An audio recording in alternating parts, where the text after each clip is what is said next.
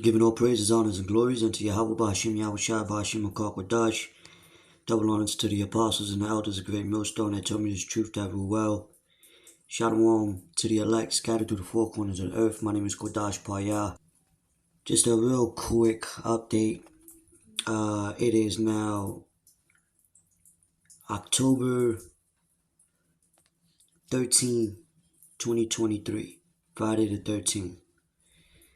And here it is. You got major clashes with Israel and the Palestinian countries and the escalation of that going on right now as we speak. And tomorrow, the 14th, you're going to have an annual solar eclipse. Right? And they're calling it the Ring of Fire. And the last eclipse, or solar eclipse rather, took place in 2017, right? And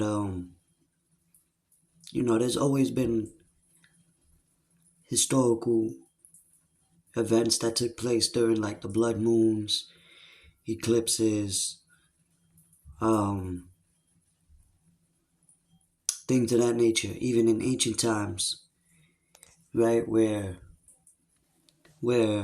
like ancient Babylon, Rome, they knew that when they seen these signs come to pass, which the signs of the heavens, they knew that it was clearly a sign, and they called it an omen, right? So the moon, the sun, that's the Lord's clock. So when events, when those things occur, even when it comes down to like seeing meteors in different colors, seeing chariots, strange weather events, strange colors in the sky, the Lord, He does that to also show that, the times we're in. And things don't just happen right away. Oh, it's an eclipse or something's going to happen that day. No. But this tells you right here in 2 Esdras chapter 9, verse 5, for like as all that is made in the world hath a beginning and an end, and the end is manifest. Even so the times also of the highest have plain beginnings in wonders, so like in wonder and powerful works, and endings in effects and signs. So when we hear about wars and rumors of wars and famines and pestilence, plagues, and what it also say, earthquakes in diverse places, those are signs within the earth. Wildfires, right? Animals washing up on shore. Strange events like oil and just appearing out of the desert. Water drying up. You see? So, that's to show you that not only that these are turbulent events, but things are only going to get worse. Right? Now, there's another precept I want to get. In Acts chapter 2, verse 19, and I will show wonders in heaven, above, in the skies, right? And signs in the earth, beneath, blood and fire and vapor of smoke. And these are things that we are witnessing on a global scale today.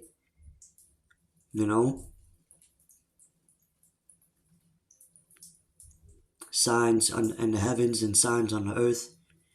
Blood, fire, and vapor of smoke. We're witnessing these things that the Lord warned us about. But we're not dismayed by it. But we know that it's definitely an omen, man. St. Luke chapter 21 verse 11, and great earthquakes shall be in diverse places. And not too long ago, a couple days ago, you had 6 earthquakes in I forget the time span, but it was a very short time span. So things are intensifying. It says shall be in diverse places, and famines and pestilences and fearful sights and great signs shall there be from heaven. And even when scriptures speak about the sun shall be darkened, that's even referring to as war. Because it's going to be so much missiles during World War III and fire accumulating, which will cause dark smoke to cover the skies, the horizon. See, we're heading to some dark times, and then it's called the Ring of Fire. That's what the Lord is bringing. The Lord is bringing fire, man, right, to cleanse these wicked ass kingdoms.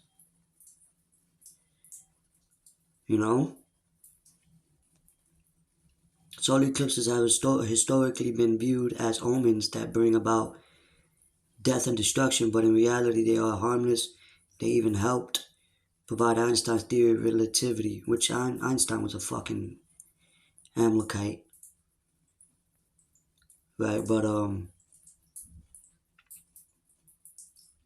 surviving records have shown that the Babylonians and the ancient Chinese were able to predict solar eclipses as early as 2500 BCE.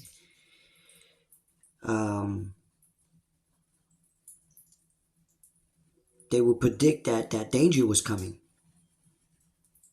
And they had astrologers, right, back then that would try to protect the king or whatever, or, astrologers or stargazers and things like that. These wicked kings had that on the left-hand side, but they knew that it was a sign of evil upon that time, in that land, in that time.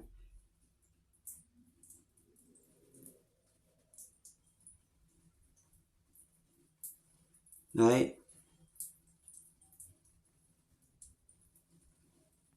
Let me get something else.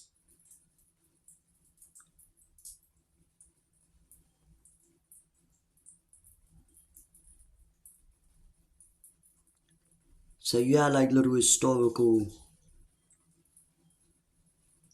timeline, if you will. It shows you how long it lasted or whatever. There's also a timeline where it shows certain events that took place when certain I remember the moon has its own light. You gotta think about that too. The moon has its own light. That's there stationed in space, in darkness.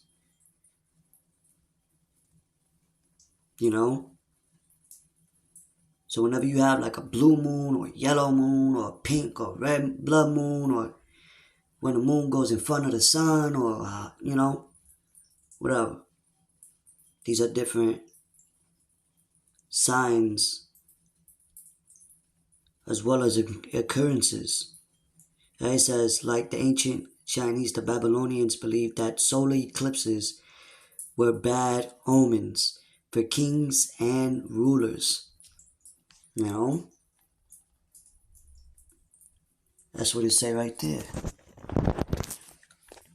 It says, predicting solar eclipses enabled them to seat substitute kings during solar eclipses, with the hope that these temporary kings would face the anger of the gods instead of the real king. So they knew it was a supernatural thing, you know? So, and then the next one I think is 6 months from now, October, which will lead to April, which I believe will be what, April, let me see, April 6th, if I'm not mistaken. I mean, I don't even like going on NASA. Oh, April 8th. So they say, right? And here it is. We're about to end the Sabbath, which we determine the Sabbath when it's a new moon, you know, which is a day of rest. And the new moon is going to come in right after. It's going to skip, so the new Sabbath will come in from, I believe, Saturday to Sunday,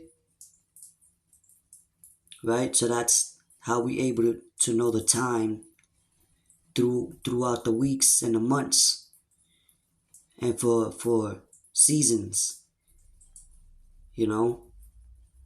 But anyway, just wanted to bring this out real quick. Till next time, say shalom.